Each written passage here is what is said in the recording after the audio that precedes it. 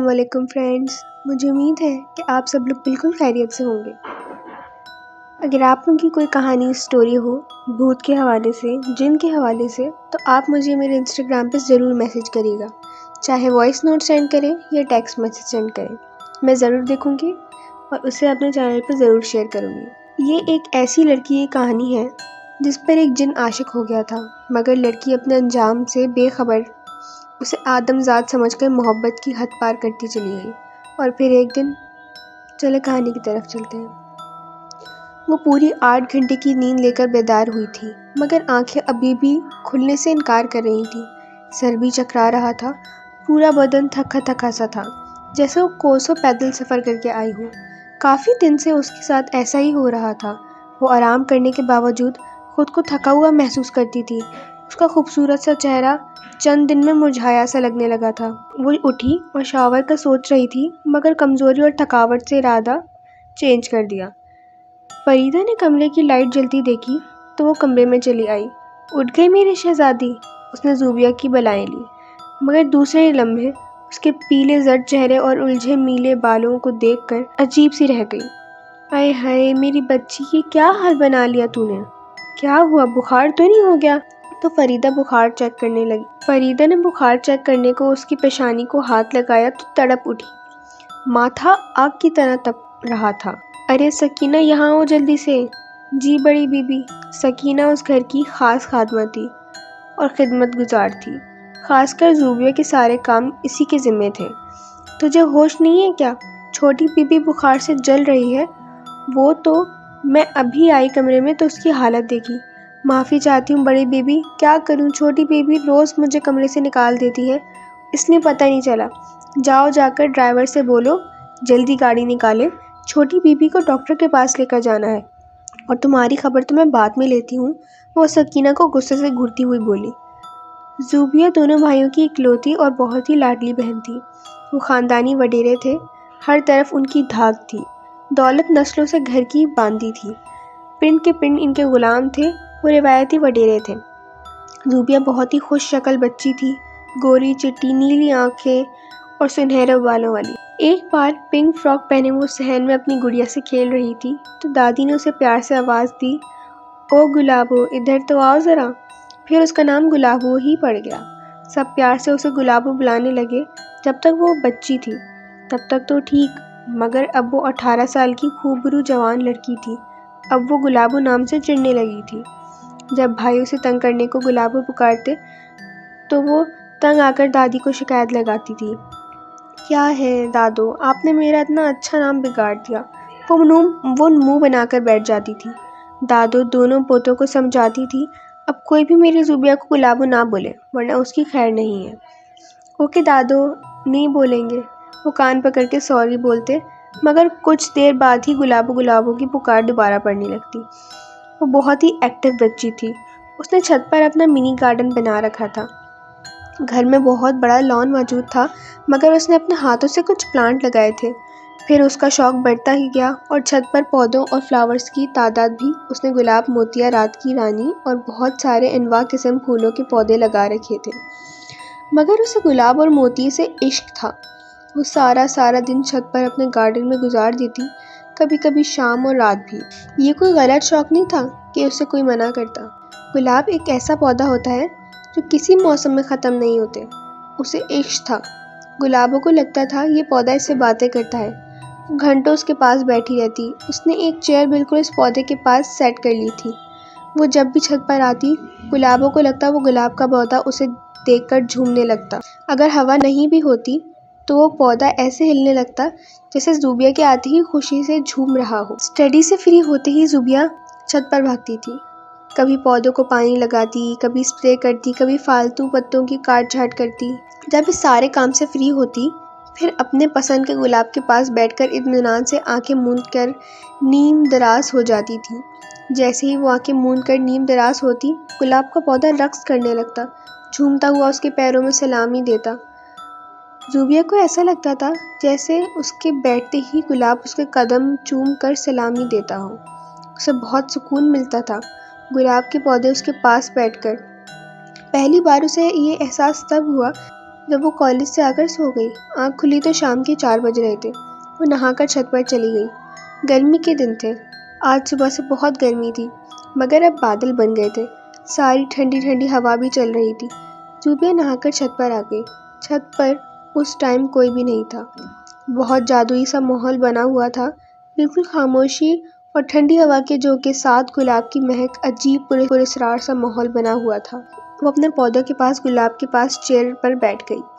زوبیہ نے سرخ سوٹ پہنا ہوا تھا جس پر بڑے بڑے سیاہ گلاب بنے ہوئے تھے۔ گلاب کے پھولوں کے کنارے گولڈن بریک ستاروں کی ایک آؤٹ لائن کی گئی تھی۔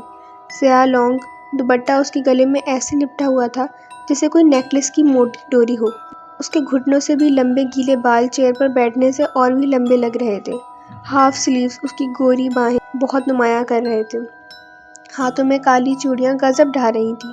وہ کوئی حوری اپسرا سے بھی بڑھ کر لگ رہی تھی۔ بالوں سے پانی کے قطرے ٹپک کر فرش گیلا کر رہے تھے۔ وہ آنکھیں بند کیے جانے کن خیالوں میں کھوئی ہوئی تھی جب اچانک ایک ہوا کا تیز جھونکا گزرا۔ ساتھ ہی زوبیہ کو تیز سی خوشبو محسوس ہوئی۔ وہ چونک کر اٹھ گئی۔ شاید کوئی چھت پر آیا ہے۔ ادھر ادھر دیکھا تو کوئی بھی نہیں تھا۔ شاید ساتھ والوں کی چھت پر کوئی آیا ہو، اس کی پرفیوم کی خوشبو ہوگی۔ اس نے دوبارہ آنکھیں بند کر لیں اور دوبارہ اپنی خیالی دنیا میں کھو گئی۔ چند سیکنڈ ہی گزرے ہوں گے، اس نے اپنے قریب کسی کی تیز تیز سانسوں کی آواز آئی۔ اب وہ ڈر گئی تھی۔ اس نے گھبرا کر ادھر ادھر دیکھا مگر کوئی بھی نہیں تھا۔ اب وہ بہت گھبرا گئی تھی۔ اس نے اپنے چاروں طرف اچھی طرح دیکھا تو کوئی زیرو نہیں تھا۔ سامنے بس ایک بہت صحت مند کالا سا بلا بیٹھا ہوا تھا جو اسے ہی گھور کر دیکھ رہا تھا۔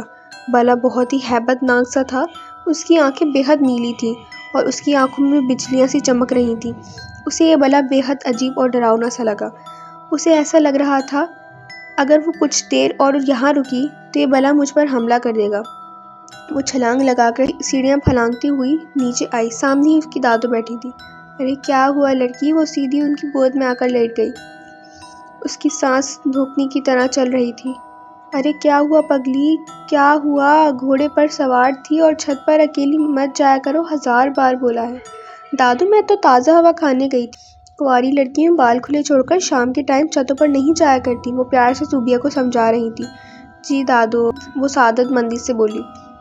شاباش میری بچی۔ دادو سے بات کرتے کرتے اس کی نظریں بار بار سیڑھیوں کی طرف جا رہی تھیں۔ وہ اندر ہی اندر ڈر رہی تھی کہ وہ بلا کہیں نیچے نہ آ جائے۔ رات کا کھانا کھا کر جیسے زوبیہ اپنے بیڈ پر لیٹی، شام والا سین کسی فلم کی طرح اس کی آنکھوں میں چلنے لگا۔ یہی سوچتے سوچتے پتہ نہیں کب اس کی آنکھ لگ گئی۔ جیسے ہی آنکھ لگی اس کے روم کی ونڈو پر ہلکی سی دستک ہونے لگی۔ یہ دستک وقفے وقفے سے ہوتی لگاتار ہونے لگی۔ دستک کی آواز نیند دماغ پر کسی ہتھوڑے کی طرح لگ رہی تھی۔ تنگ آ کر اس نے کھڑکی کا پردہ ہٹایا جو اے سی کی کولنگ روکنے کے لیے ڈالا گیا تھا۔ کھڑکی کھول کر اس نے دیکھا تو کوئی بھی نہیں تھا۔ اس نے اپنی کھڑکی بند کر کے پردہ دوبارہ سے برابر کر دیا۔ وہ بیڈ پر واپس آئی تو اس کی لیٹنے والی جگہ پر وہی کالا نیلی آنکھوں والا بلا التی بالتی مارے بیٹھا تھا۔ اسے دیکھتے ہی وہ گھرانے لگا۔ وہ بہت غصے سے زوبیہ کی طرف دیکھ رہا تھا۔ زوبیہ کی ڈر اور خوف سے ٹانگیں کانپنے لگی۔ اس سے پہلے کہ وہ ڈر کر وہاں سے رفو چکر ہوتی، بلا نے لمبی چھلانگ لگائی اور زوبیہ پر حملہ کر دیا۔ فاخرہ کی آنکھ ایک زوردار چیخ سے آواز سے کھلی۔ ایک لمحہ لگا تھا اسے سمجھنے میں یہ آواز کہاں سے آئی۔ اس نے جلدی سے اٹھ کر کنڈی کھولی اور بھاگتے ہوئے زوبیہ کے کمرے کی طرف پہنچی۔ فاخرہ کی ساس، شوہر اور دونوں بیٹے بھی آ گئے۔ زوبیہ اپنے بستر پر بیٹھی تھی۔ اس نے دونوں بازوؤں سے اپنے سر کو چھپایا ہوا تھا اور زور زور سے چلا رہی تھی۔ کیا ہوا بیٹا؟ سب پلنگ پر اس کے ارد گرد جمع ہو چکے تھے۔ بابا، وہ روتے روتے انگلی سے اشارہ کھڑکی کی طرف کر رہی تھی۔ کون آیا ہے؟ وہ بہت خوفناک ہے بابا، وہ مجھے مارنا چاہتا ہے۔ وہ روتے اور کانپتے ہوئے باپ سے لپٹ گئی۔ ارے بیٹا، کون مارنا چاہتا ہے بتاؤ تو؟ زوبیہ کی بات سن کر اظہر اور مظہر، زوبیہ کے بھائی، کھڑکی کے پاس چلے گئے۔ کھڑکی تو بند تھی، پردہ اسی طرح کھڑکی پر پڑا ہوا تھا۔ انہوں نے پردہ ہٹا کر بھی دیکھا مگر کھڑکی پوری طرح بند تھی۔ اب بتاؤ بیٹا، کون تھا؟ کس نے ڈرا دیا میری جان کو؟ وہ بہت کالا اور عجیب سا بلا تھا، کھڑکی سے آیا تھا اور اس نے مجھ پہ حملہ بھی کیا تھا۔ دیکھو میری گردن۔ اس نے اپنی گردن دکھائی۔ ارے کوئی نشان نہیں ہے۔ اظہر اور مظہر اب ہنسنے لگے تھے۔ حد ہے، چڑیل بلے سے ڈر گئی، ہمیں لگا چور گھس آیا ہے۔ اب وہ اس کا مذاق اڑا رہے تھے۔ ضرور تم نے کوئی برا خواب دیکھا ہوگا، فاخرہ اسے خود سے لگائے تسلی دے رہی تھی۔ طاہرہ بیگم زوبیہ کی دادی اس پر قرآن مجید کی صورتیں پڑھ پڑھ کر دم کر رہی تھی۔ باقی سب ایک ایک کر کے واپس اپنے کمروں میں جا چکے تھے، فاخرہ وہیں رک گئی تھی اس کے پاس۔ وہ ماں کے سینے سے چمٹ کر سو گئی تھی۔ طاہرہ بیگم بھی اپنے کمرے میں چلی گئی تھی سونے کے لیے۔ سیڑھیوں کے سامنے سے وہ گزر رہی تھی، کمروں کی لمبی قطار بنی ہوئی تھی، انہی میں سے ایک کمرہ طاہرہ کا تھا۔ وہ سیڑھی کے سامنے سے گزری تو ٹھٹک کر رک گئی۔ جیسے حلیے کا بلا زوبیہ بتا رہی تھی، ہو بہو ویسا ہی بلا سیڑھیوں کے پیچھے کھڑا ہوا تھا۔ بہت ہی خوفناک آنکھیں تھیں اس کی۔ طاہرہ کو دیکھتے ہی بلا بھاگ کر چھت پر غائب ہو چکا تھا۔ طاہرہ کا ماتھا ٹھنکا، وہ سمجھ گئی تھی زوبیہ جھوٹ نہیں بول رہی تھی۔ اس سے طرح طرح کے وہم آنے لگے۔ اس نے سوچ لیا تھا وہ صبح مسجد کے امام صاحب سے ضرور بات کرے گی۔ زوبیہ صبح اٹھی تو وہ رات والا قصہ پوری شدت سے یاد آ گیا تھا۔ وہ سوچنے لگی اگر بلے نے سچ مچ مجھ پر حملہ کیا تھا تو میں فرش پر ہوتی یا صوفے پر، مگر جب سب گھر والے آئے تھے تو میں ایک پلنگ پر بیٹھی تھی، اور اظہر اور مظہر نے کھڑکی بھی تو چیک کی تھی، کھڑکی بھی بند تھی، مطلب وہ خواب ہی تھا۔ او مائی گاڈ، بہت ڈراؤنا خواب تھا۔ اف میرے خدایا، اس نے جھرجھری سی لی۔ شاید کل چھت پر جو بلا دیکھا تھا وہ دماغ میں بات رہ گئی ہوگی، اس لیے وہ اسے ایسا خواب دیکھا۔ اب وہ بالکل فریش ہو گئی تھی، دماغ سے بوجھ بھی اتر چکا تھا۔ فاخرہ ناشتہ لائی تھی، اس کی پسند کا حلوہ پوری، قیمے کی ٹکی اور گرما گرم چائے۔ زوبیہ کی بھوک چمک اٹھی تھی، اس نے ڈٹ کر ناشتہ کیا اور چائے پی کر کتابوں میں مگن ہو گئی۔ زینب اور عقیلہ اس سے ملنے آئی ہوئی تھیں۔ وہ کافی دیر ہلا گلا کرتی رہیں، پھر اچانک لائٹ چلی گئی تو کمرے میں حبس بڑھنے لگا تو تینوں چھت پر آ گئی۔ زینب اور عقیلہ اس کے گارڈن کی تعریف کرنے لگی۔ سکینہ تینوں کے لیے جوس لائی تھی اور ایک چیئر تو پہلے ہی گلاب کے پودے کے پاس پڑی تھی۔ سکینہ 2 چیئرز اور لا کر وہی والی چیئر کے پاس رکھ دی، ساتھ ہی پلاسٹک کی ٹیبل لا کر جوس جگ اور گلاس سجا دیے۔ زینب بیٹھ چکی تھی۔ زینب سکینہ کو کچھ کھانے لانے کا کہہ رہی تھی۔ عقیلہ ٹھیک اسی چیئر کے قریب آ کھڑی ہو گئی جو زوبیہ کے زیر استعمال تھی۔ اس سے پہلے کہ عقیلہ چیئر پر بیٹھتی، اسے کسی نے زوردار دھکا دیا، وہ گرتے گرتے بچی۔ زینب نے جلدی سے عقیلہ کو سہارا دیا۔ ارے کیا ہوا تجھے؟ زینب عقیلہ سے پوچھ رہی تھی۔ پتہ نہیں یار، ایسے لگا جیسے کسی نے دھکا دیا ہو پیچھے سے۔ ارے نہیں، چکر آیا ہوگا تجھے، ہو سکتا ہے یار۔ وہ حیرانی سے دوبارہ چیئر پر بیٹھنے لگی تو ایک دم چیئر الٹ گئی۔ اب تو دونوں ہی خوفزدہ ہو گئیں۔ ارے یہ کیا ہو رہا ہے؟ لگتا ہے تمہاری چیئر کو میں پسند نہیں آئی ہوں۔ وہ ہنستی ہوئی ساتھ والی چیئر پر بیٹھ گئی۔ زوبیہ جو دور کھڑی تھی سب دیکھ کر ہنستی ہوئی اپنی چیئر کو سیدھا کر کے بیٹھ گئی۔ زوبیہ کے بیٹھتے ہی ہوا کا ہلکا سا لطیف سا جھونکا آیا اور ہوا سے گلاب کا پودا لہراتا ہوا آ کر زوبیہ کے پیروں سے ٹکرا گیا، جیسے زوبیہ کا ویلکم کر رہا ہو۔ زوبیہ زینب اور عقیلہ سے باتوں میں مصروف تھی، غور نہ کر سکی۔ طاہرہ بیگم ظہر کی نماز کر کے تسبیح کر رہی تھیں جب کسی ملازم نے انہیں اطلاع دی کہ مسجد کے امام صاحب تشریف لائے ہیں۔ انہوں نے امام صاحب کو بیٹھک میں بٹھانے کو کہا اور ان کو چائے پیش کرنے کا کہہ کر خود اپنی چادر کو اچھی طرح اوڑھنے لگی۔ امام صاحب ایک بہت ہی پرہیزگار اور اعلیٰ صفت انسان تھے۔ وہ سنت نبوی کی مکمل پیروی کرتے تھے۔ وہ اپنے تمام ملنے والوں کو بھی اس پر عمل کرنے کی ہدایت دیتے تھے۔ طاہرہ بیگم بیٹھک میں آئیں تو امام صاحب نظریں جھکائے بیٹھے تھے۔ سلام دعا اور کچھ رسمی بات چیت کرنے کے بعد طاہرہ بیگم مدعے پر آئیں اور وہ پوتی والا سب ماجرا سنایا۔ مولوی صاحب نے پوری بات سن کر اپنی آنکھیں بند کر لیں اور زیر لب کچھ پڑھنے لگے۔ چند سیکنڈ کے بعد ان کے چہرے پر بڑی واضح اور تشویش ظاہر ہوئی۔ انہوں نے ٹھیک 1 منٹ بعد آنکھ کھول کر طاہرہ کی طرف دیکھا مگر بولے کچھ نہیں۔ طاہرہ سے انتظار نہیں ہوا۔ مولوی صاحب کچھ تو بتائیں۔ مولوی صاحب کا لہجہ بہت ہی باروب مگر دھیما تھا۔ بی بی بچی اس وقت خطرے میں ہے، اس پر ایک شیطان اور گندے جن کا سایہ پڑ چکا ہے۔ طاہرہ نے بے ساختہ اپنے دل پر ہاتھ رکھ لیا۔ آخر وہی ہوا جس کا خدشہ تھا۔ مولوی صاحب، اس کا کوئی حل بھی تو ہوگا۔ ضرور ہوتا ہے، ہر چیز کا حل ہے، لیکن صبح میری فلائٹ ہے، مجھے عمرے کے لیے جانا ہے۔ آپ بچی کو کسی اچھے عامل کے پاس لے جائیں جو اس کا ٹھیک سے علاج کرے۔ مولوی صاحب، اس مشکل وقت میں آپ ہی کچھ مدد کریں۔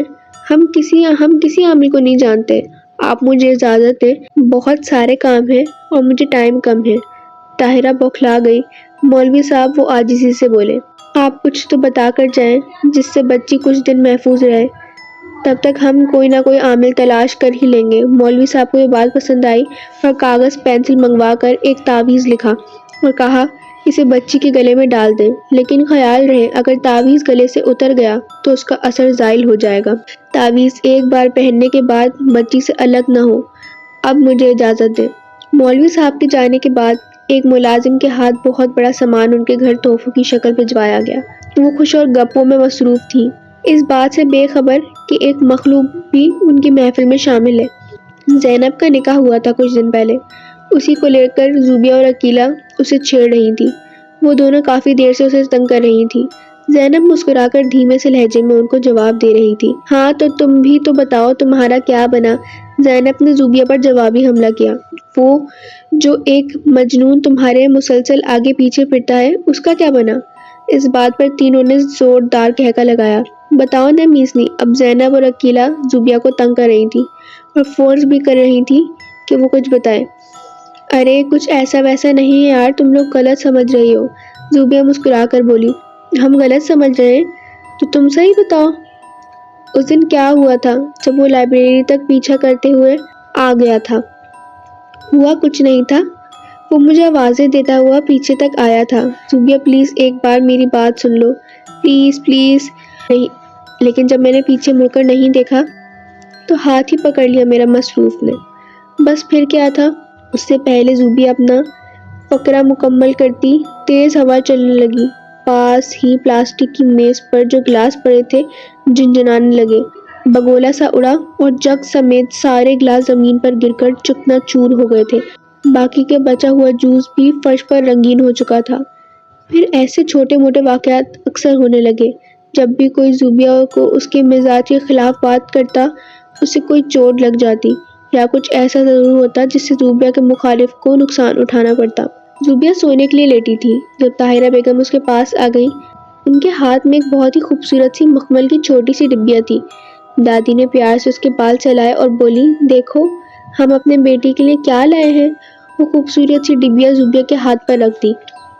اس میں کیا ہے دادو؟ کھول کر دیکھو کیا ہے۔ زوبیہ نے ڈبیا کھول کر دیکھی تو خوشی سے چیخ اٹھی۔ گلے کا خوبصورت سا نیکلس تھا، ساتھ سونے کی بھاری سی چین۔ واو سو بیوٹیفل۔ آج میری برتھ ڈے تو نہیں ہے تو دادو پھر یہ کیوں؟ کس خوشی میں؟ یہ وہ تھوڑی حیرانگی سے بولی۔ یہ میری ماں نے مجھے دیا تھا میری شادی پر، کیونکہ میری ماں سب اولادوں میں سے سب سے زیادہ مجھ سے پیار کرتی تھی، اور یہ میں تجھے دے رہی ہوں کیونکہ سب سے زیادہ تجھ سے پیار کرتی ہوں۔ مگر ایک شرط ہے بیٹا۔ کیا شرط ہے دادو جان؟ شرط یہ ہے دادو کی جان، آپ نیکلس کو کسی صورت اپنے آپ سے جدا نہیں کریں گی، چاہے کچھ بھی ہو جائے۔ ورنہ کیا دادو؟ وہ تجسس سے پوچھ رہی تھی۔ ورنہ یہ کہ میں تم سے ناراض ہو جاؤں گی اور سمجھوں گی اور تم نے میرے اتنے پیار سے دیے گئے گفٹ کی قدر نہیں کی۔ ارے نہیں دادو جان، میں کبھی بھی اسے کسی صورت خود سے جدا نہیں کروں گی۔ طاہرہ مطمئن سی اپنے کمرے میں لوٹ آئی تھی۔ نیکلس پہنتے ہی اس کو سکون سا ہوا۔ بہت ہی پیارا نیکلس ہے۔ وہ لیٹے لیٹے اس پر انگلی گھما رہی تھی۔ پتہ نہیں کب آنکھ لگ گئی اس کی۔ وہ بے خبر سو رہی تھی۔ وہ اپنے دل کے ہاتھوں مجبور ہو کر اس کے قریب چلا آیا تھا، مگر جتنا بھی قریب ہو جاؤں ایک حد سے آگے نہیں جا سکتا۔ میں اس کو چھو کیوں نہیں سکتا؟ کچھ نہ کچھ کرنا ہوگا، مجھے پتا کرنا ہوگا آخر ایسا کیوں ہے جو میں اس کو چھو نہیں سکتا۔ وہ بار بار اس کو چھونے کی کوشش کر چکا تھا، مگر جیسے ہی ہاتھ لگاتا ایک برقی جھٹکا سا لگتا اور کوئی اس کو دور اٹھا کر پھینک دیتا۔ اس نے ٹھان لیا تھا وہ پتہ کر کے ہی رہے گا۔ اب وہ ہر ٹائم اس کی ہر وقت نگرانی میں لگ گیا تھا۔ اگلے 24 گھنٹوں میں ہی اس پر یہ بات کھل گئی تھی کہ وہ کیوں اس کو چھو نہیں سکتا۔ وہ 5 وقت کی نمازی تھی اور زیادہ تر باوضو رہتی تھی۔ رہی صحیح کسر اس تعویذ والے نیکلس نے پوری کر دی تھی۔ میں ہار نہیں مانوں گا، وہ غصے سے زوبیہ کے کمرے میں چکرانے لگا۔ میں کچھ ایسا کروں گا یہ اپنے رستے سے بھٹک جائے، تبھی میں اس کے مقصد میں کامیاب ہو پاؤں گا۔ وہ ہنسنے لگا۔ طاہرہ بیگم آج کل کسی عامل کی تلاش میں تھی جو ان کی پوتی کو اس گندے سائے سے بچا سکے، مگر آج کل کے زمانے میں ڈھونگی زیادہ ہیں جو جگہ جگہ پر اپنی دکان چمکانے کے چکر میں لوگوں کو لوٹ رہے ہیں۔ اور جاہل عوام بھی خوشی خوشی لٹ رہی ہے۔ جہالت کا یہ عالم ہے۔ بہت ساری خواتین اپنی عزت سے ہاتھ دھو بیٹھی ہیں، مگر جھوٹے آستانے اسی طرح کا کاروبار چمکا رہے ہیں۔ طاہرہ بھی ایسی بہت ساری جگہ پر مایوس لوٹ آئی تھی۔ ان کو کسی ایسے اللہ والے کی تلاش تھی جو سچ مچ اللہ والا ہو، ڈھونگ نہ رچا رہا ہو، مگر اب تک کوئی ایسا نہیں ملا تھا۔ اگلے دن زوبیہ کالج سے نکلی تو مین گیٹ پر ایک بہت ہی خوبرو نوجوان پر نظر پڑ گئی۔ وہ دونوں ہاتھ سینے پر باندھے اسی کو دیکھ رہا تھا جیسے وہ اسی کام کے لیے کھڑا ہو وہاں۔ وہ بھی اسی کو دیکھنے لگی، آنکھوں میں آنکھیں ڈال کر۔ زوبیہ کو لگ رہا تھا جیسے ان آنکھوں میں خاص کشش ہے جس نے اس کو باندھ لیا ہے۔ وہ لاکھ کوشش کے باوجود نظر ادھر ادھر نہیں کر پا رہی تھی۔ اکیلا 2 بار اس کو آواز دے چکی تھی، مگر جیسے اسے سنائی نہیں دے رہا تھا۔ وہ اس کے بالکل سامنے آ کر کھڑی ہو گئی اور ہاتھ لہرا کر بولی، زوبیہ کیا ہوا تجھے؟ زوبیہ کو ایسے لگے جیسے وہ کسی خواب سے باہر آئی ہو۔ ہاں ٹھیک ہوں، وہ عجیب سے لہجے میں بولی۔ تم یوں بت بنی کیوں کھڑی ہو؟ کیا ہوا تمہیں؟ کچھ نہیں ہوا، وہ شرمندہ سی بولی۔ دل میں اپنے آپ کو کوسنے لگی، کیا سوچ رہا ہوگا وہ لڑکا؟ کیسی بے حیا لڑکی ہوں جو یوں بے شرمی سے اسے دیکھے ہی جا رہی ہوں۔ گھر آ کر بھی وہ اس سے ہی سوچنے لگی۔ وہ گہری بھوری آنکھوں والا انتہائی خوبصورت لڑکا تھا۔ اس کا قد 6 فٹ سے بھی زیادہ لگ رہا تھا۔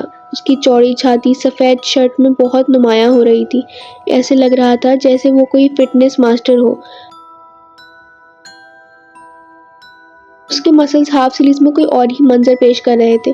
وہ سادہ سی ڈریسنگ میں بھی بہت خاص لگ رہا تھا۔ اگلی مال میں اس کی تصویر ہی لے لوں گی، اس کی وہ دل ہی دل میں پلاننگ کرنے لگی۔ وہ کالج سے نکلنے لگی، اسی جگہ پر واپس آئی اور دیکھنے لگی کہ شاید وہ اسے نظر آئے، مگر ایسا نہ ہوا۔ وہ بجھی بجھی رہنے لگی تھی۔ اسے یقین ہو گیا تھا کہ وہ اسے دوبارہ نہیں دیکھ پائے گی۔ تبھی اسے وہ ایک بار پھر سے نظر آ گیا۔ اس بار وہ اپنے گھر کے بہت قریب پارک میں نظر آیا۔ وہ دادوں کے ساتھ پارک میں بیٹھی تھی جب وہ اسے نظر آیا۔ اس بار وہ کالے شلوار قمیض میں تھا۔ اس کا گورا رنگ کالے سوٹ میں اور بھی گورا لگ رہا تھا۔ اس بار وہ اس کی طرف متوجہ نہیں تھا۔ وہ پتھر کی چیئر پر بیٹھ کر پاس کھیلتے بچوں کی طرف متوجہ تھا۔ وہ بنا سوچے سمجھے اس کی طرف چل پڑی۔ وہ یہ موقع نہیں گنوانا چاہتی تھی، اس سے پہلے کہ وہ دوبارہ سے گم ہو جائے۔ وہ جلدی سے اس کے پاس جا پہنچی تھی۔ وہ بھاگتی ہوئی اس کے پاس پہنچی، اس کی سانس پھول چکی تھی۔ وہ اس کے سامنے تھا۔ وہ بے یقینی سے اسے دیکھ رہی تھی۔ اس کے چہرے پر زوبیہ کو دیکھ کر کوئی حیرانی نہیں تھی، جیسے اسے پہلے ہی پتا تھا یہ آنے والی ہے۔ اس کے کانوں میں طاہرہ بیگم کی آوازیں مسلسل ٹکرا رہی تھیں، مگر وہ پیچھے دیکھنے سے قاصر تھی۔ اسے لگ رہا تھا کہ پیچھے مڑ کر دیکھا تو وہ ایک بار پھر غائب ہو جائے گا۔ زوبیہ، زوبیہ، اس نے زوبیہ کو پھر سے پکارا۔ زوبیہ گھر جاؤ، تمہیں دادو بلا رہی ہیں۔ اس کا لہجہ بہت گمبھیر اور پرکشش تھا۔ نہیں، میں نہیں جاؤں گی، تم پھر سے غائب ہو جاؤ گے، میں تم سے ملنے ضرور آؤں گا، ابھی تم جاؤ۔ زوبیہ، کب سے آواز دے رہی ہوں، سنتی کی نہیں ہو؟ چلو گھر چلیں، مغرب ہونے والی ہے۔ اس نے طاہرہ بیگم کی طرف مڑ کر دیکھا، پھر وہ دوبارہ اس کی طرف پلٹی، مگر وہ جا چکا تھا۔ لڑکا یا چھلاوا ایک دم سے غائب ہو جاتا ہے، یہی سوچتے سوچتے وہ گھر آ گئی۔ وہ کب سے کالج کے باہر گاڑی اور ڈرائیور کا ویٹ کر رہی تھی۔ سب لڑکیاں ایک ایک کر کے جا چکی تھی۔ وہ پریشان سی کھڑی تھی جب وہ پھر سے نظر آیا۔ وہ گاڑی کی اور گھر جانے کی پریشانی بھول کر اس کی طرف کھینچی چلی گئی۔ وہ اسی کی طرح دکھ رہا تھا۔ السلام علیکم، زوبیہ نے ادھر ادھر دیکھتے ہوئے دھیمے لہجے میں سلام کیا۔ کوئی بھی زوبیہ کی طرف متوجہ نہیں تھا۔ زوبیہ کو عجیب سا لگا جب اس نے اس کے سلام کو نظر انداز کیا، پھر بڑی لگاوٹ سے بولا، آ گئی آپ؟ مجھے پتا تھا تم ضرور آؤ گی۔ زوبیہ نے اس بار پوچھ ہی لیا کہ آپ کون ہو؟ پہلے سے کیسے پتا ہوتا ہے میں آپ سے آج ملنے والی ہوں؟ وہ مسکرایا اور ٹالنے والے انداز میں بولا، کیونکہ دل کو دل سے راہ ہوتی ہے۔ آج آپ کا ڈرائیور نہیں آئے گا اور میں آپ کو سٹاپ تک چھوڑ دیتا ہوں۔ زوبیہ پھر سے حیران ہوئی، آپ کو کیسے پتا میرا ڈرائیور نہیں آئے گا آج؟ کیونکہ میں نے اسے راستے میں دیکھا تھا، شاید گاڑی خراب ہو گئی تھی۔ اوہ اچھا، وہ مطمئن سی ہو گئی۔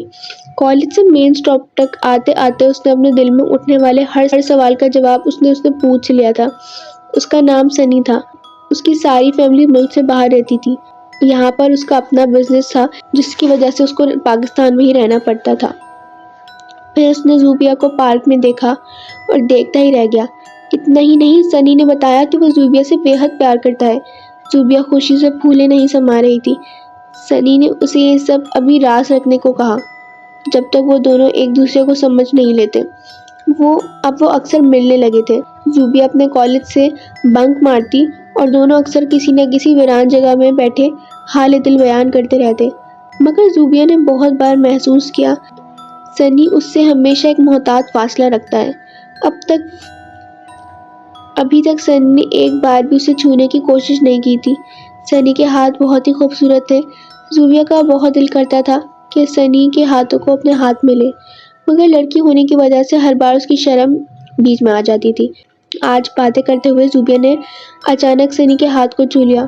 ہاتھ لگتے ہی وہ تڑپ کر ایسے پیچھے ہٹا جیسے کسی انگارے نے اس کو چھو لیا ہو۔ اس کی آنکھوں میں بجلیاں سی چمکنے لگی، ساتھ بادل گڑگڑانے لگے تھے۔